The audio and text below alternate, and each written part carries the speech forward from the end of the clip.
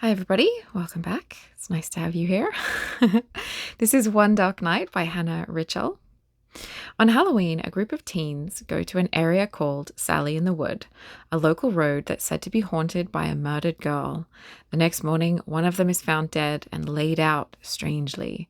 Rachel, the school guidance counselor at the expensive school the girls attend, struggles to deal with this grieving students and the uncomfortable fact that her ex-husband, Ben, is the lead detective on the case, while their daughter, Ellie, hopes that they don't find out that she was at the party that night. Hannah Richell, is the author of The Search Party, which I've previously reviewed on this channel, and I quite like that book. The book moves between the perspectives of the three characters here, but it's in third person, so it avoids the overdone trope of the alternating narrators' narratives. I am a little bit tired of that in books lately. I feel like it's a bit lazy.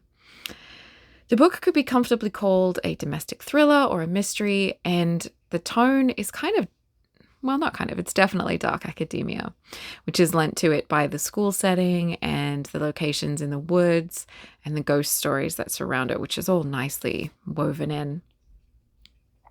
On the whole, this is an excellent follow-up to Richell's previous novel. It's a good detective novel, but with the differing perspectives of Rachel and Ellie, it's not just another police procedural.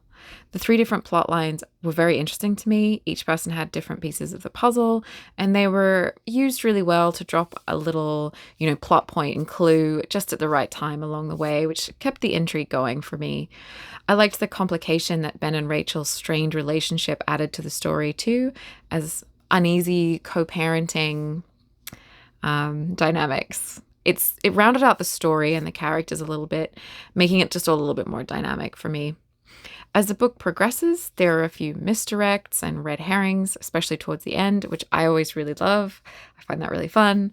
What does this or that teacher know? Why did this student just say that? What is Ellie hiding? How innocent are the students at the school? It all leads up to an entertaining, twisty, and satisfying conclusion. I think the most enjoyable aspect of this read for me was the atmosphere.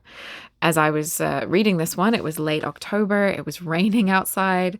The story takes place in the UK at a prestigious boarding school, and I could kind of hear the voices echoing down the long hallways and the dry, cynical faces of the teachers who've been in harness for too long.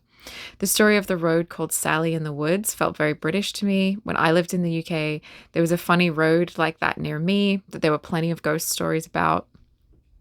And the woods loom darkly by the school too.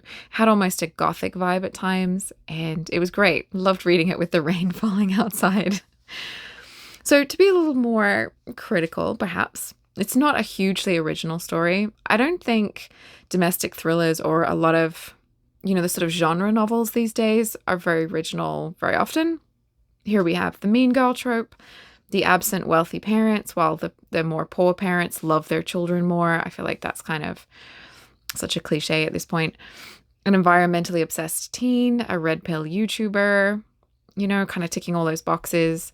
It's perhaps a more simple story than the plot that was in The Search Party, but all of the elements that are here are handled well, and the story just moves forward really nicely. It felt like a really solid read to me. So you might want to get your hands on this one if you're looking for a dark, slightly spooky thriller or mystery to read on a rainy evening, maybe by the fire. And if you're a lover of, thriller or mystery genres, I think you'll enjoy this one.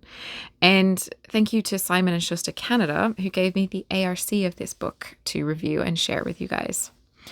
Do you guys love sort of dark academia or gothic sort of atmosphere or themes in a book? Because I really do. I'd love to know what you think. If you have any recommendations, drop those in the comments.